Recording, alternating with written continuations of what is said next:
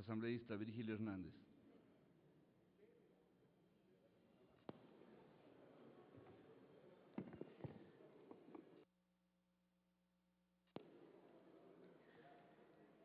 Gracias, señor presidente.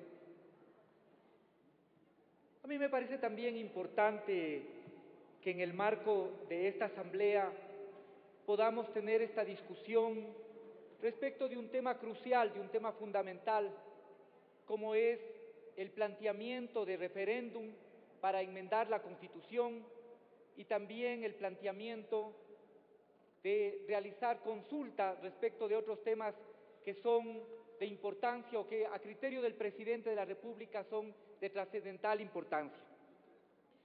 Yo quisiera no solo o intentar no quedarme únicamente en el debate jurídico, sino tratar de aportar algunos elementos en torno al debate político, y no porque no crea que es fundamental e importante el debate jurídico, todo lo contrario, porque creo precisamente en el papel de la Corte Constitucional, y porque efectivamente la Corte Constitucional, no solo para este caso, sino desde la vigencia de la Constitución, tiene la obligación de poder establecer un dictamen y respecto de ese dictamen emitir una sentencia, en cuyo caso solo tenemos la posibilidad de pedir ampliación o aclaración, pero nos toca aceptar el resultado de la sentencia. Ya estamos viviendo los efectos de eso en otros campos, como por ejemplo, uno que se discute mucho en estos días, que es relacionado con la revocatoria del mandato. Yo he señalado varias veces de manera pública que tengo problemas conceptuales con la primera pregunta, tengo problemas conceptuales y lo he dicho, básicamente por algunos elementos, por algunos temas que voy a permitir exponer. Primero porque me preocupa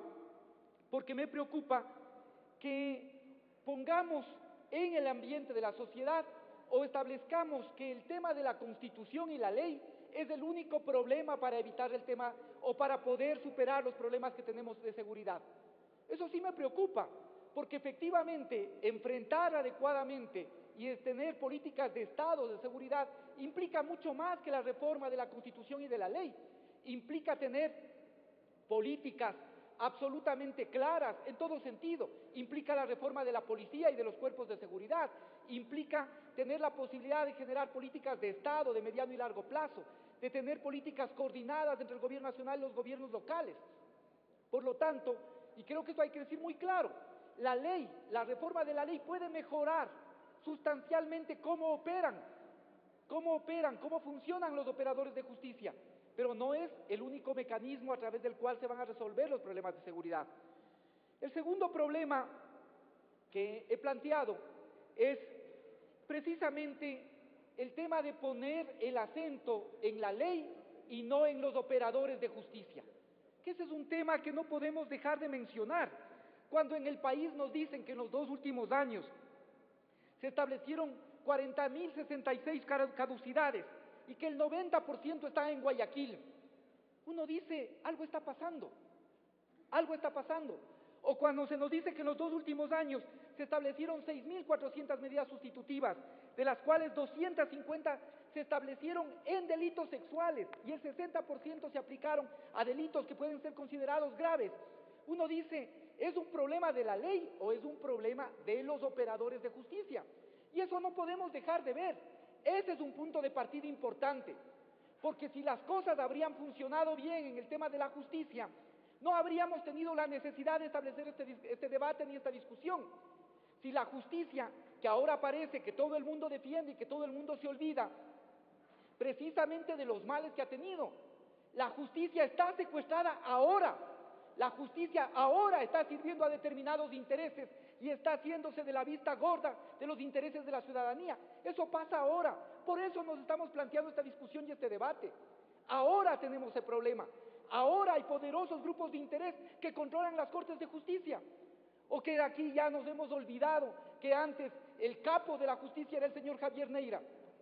O aquí ya nos hemos olvidado quién preside la Corte Provincial de Justicia del Guayas, o cómo se controla la Corte de Justicia Provincial del Oro.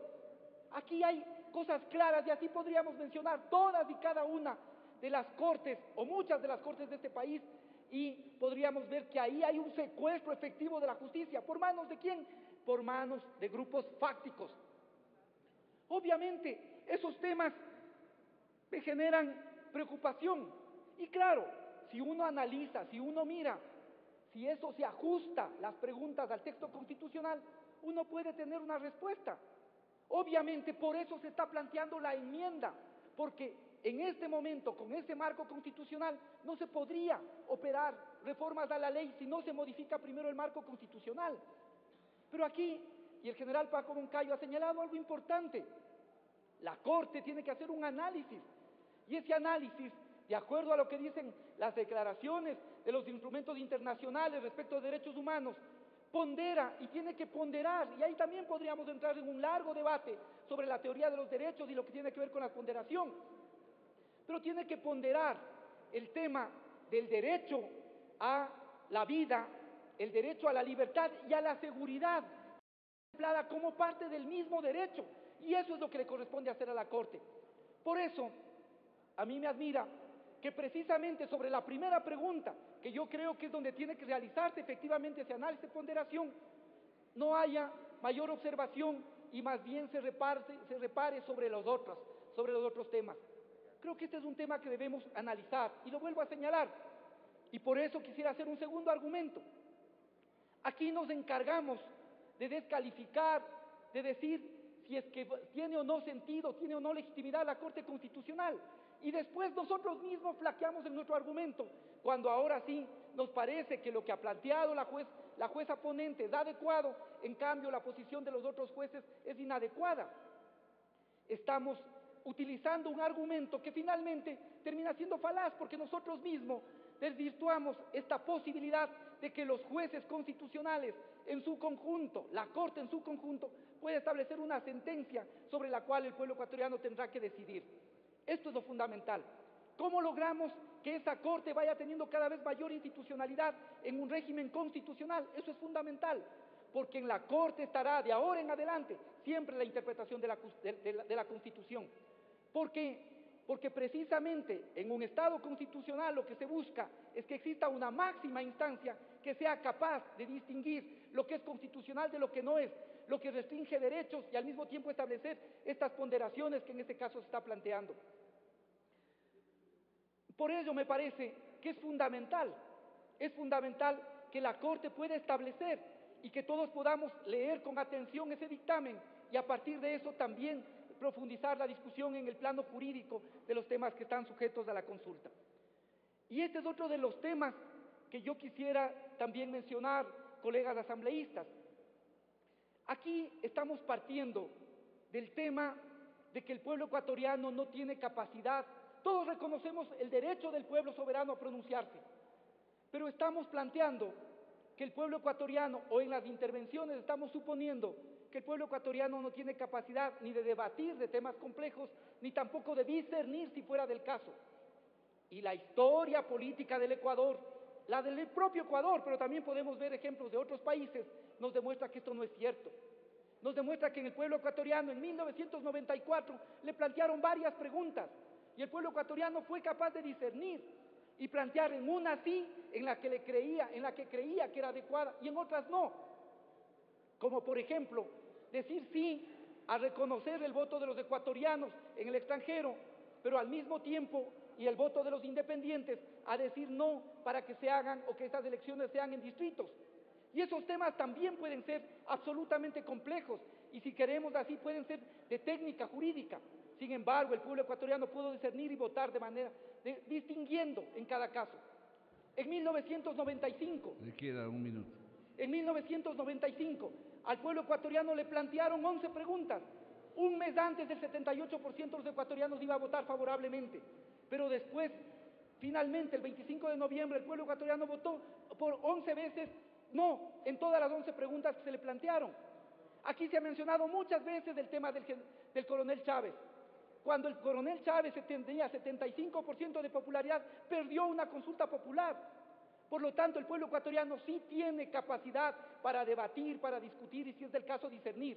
Por eso aquí nosotros, que nos decimos o somos sus representantes o nos asumimos, no podemos negarle lo que el pueblo ecuatoriano sí tiene posibilidad de hacerlo. Y yo quiero concluir con esto, señor presidente, colegas asambleístas. quiero concluir señalando que nosotros aquí, en un tema que es básicamente una apuesta, y yo considero que es una apuesta, frente a la cuestión de justicia, el presidente de la República ha tomado el riesgo y ha dicho: voy a apostar por la transformación. Es una apuesta. Y frente a esta apuesta, lo que me parece fundamental es que superemos superemos las descalificaciones. Seguramente aquí lo que nos corresponde a nosotros es llenarle de argumentos al pueblo ecuatoriano. Y yo les invito a los colegas de la oposición y a los colegas con quienes no podemos estar totalmente de acuerdo, a que superemos las descalificaciones. Quizás aquí no hay una posición que es la absolutamente correcta, porque estamos haciendo una apuesta. Por lo tanto, no nos descalifiquemos, entreguémosle argumentos al pueblo ecuatoriano, entreguémosle razones, conceptos y argumentos. Y les aseguro, colegas asambleístas, que si somos capaces de debatir con profundidad esos temas, el pueblo ecuatoriano también sabrá debatir, discutir y, si es del caso, discernir. Creo que ese es nuestro compromiso, creo que esa es nuestra obligación, pasar de los discursos o de pasar de la retórica a poder fundamentar, y en esos fundamentos entregarle razones y entregarle argumentos al pueblo ecuatoriano. Gracias.